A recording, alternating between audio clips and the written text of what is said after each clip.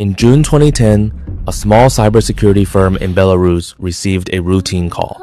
A client's computers kept crashing. Nothing unusual, just another day of malware cleanup. But when the analysts looked deeper, they found something that made their blood run cold. Hidden inside those machines was a piece of code unlike anything the world had ever seen. It was not designed to steal credit cards. It was not built to send spam. This code had one purpose: to physically destroy machines. It was the world's first digital weapon, and its target was Iran's nuclear program.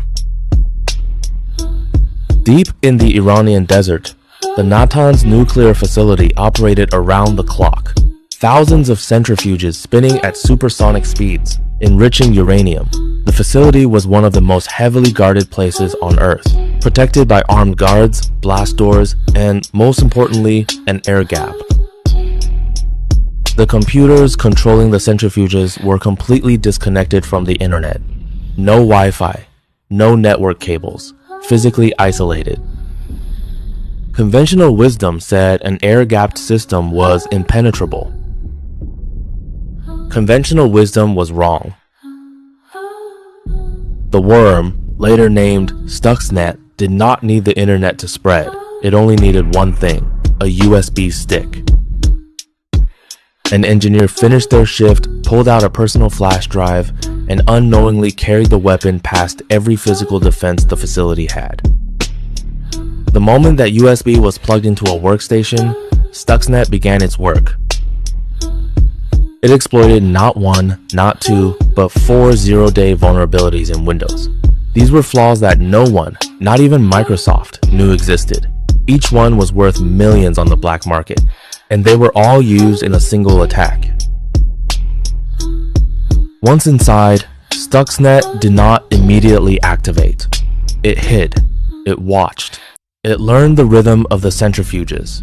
It recorded what normal operations looked like, and then it waited for the perfect moment. The target was the Siemens S7300 programmable logic controllers. These were the brains of the centrifuge cascades. Stuxnet intercepted the communication between the control software and the PLCs. It injected its own commands. While the monitoring screens showed operators that everything was normal, the centrifuges were being pushed far beyond their safe operating limits. Rotational speeds spiked, then dropped, then spiked again. The stress fractured the delicate aluminum rotors. Machines rated for 15 years of service were being destroyed in weeks. The genius of the attack was the deception. The monitoring system was fed a recording of normal operations. The operators saw green lights. The centrifuges were tearing themselves apart. By the time the attack was discovered, over 1,000 centrifuges had been destroyed. Iran's nuclear program was set back by an estimated 2 years. Engineers had no explanation. They blamed faulty parts. They blamed poor installation. They blamed each other. No one suspected a line of code. The total cost of development was estimated at hundreds of millions of dollars. The attack involved intelligence agencies, nuclear scientists, and software engineers working in secret for years. It was, by any measure, the most sophisticated cyber operation in history. Security researchers from around the world raced to understand what they were looking at. As they decompiled the code, the scale of the operation became clear. Stolen digital certificates from legitimate companies, multiple zero-day exploits, deep knowledge of industrial control systems, code that could only have been written with access to physical centrifuges for testing. This was not the work of criminals. This was a nation-state operation. The fingerprints pointed to a joint effort between the United States and Israel under the code name Operation Olympic Games. Stuxnet changed everything. It proved that air gaps are not security. It proved that cyber weapons can cause physical destruction. It proved that the line between the digital world and the real world no longer exists.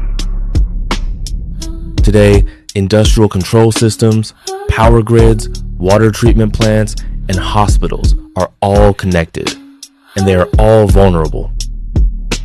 The question is no longer whether a Stuxnet level attack can happen again. The question is what happens when it does.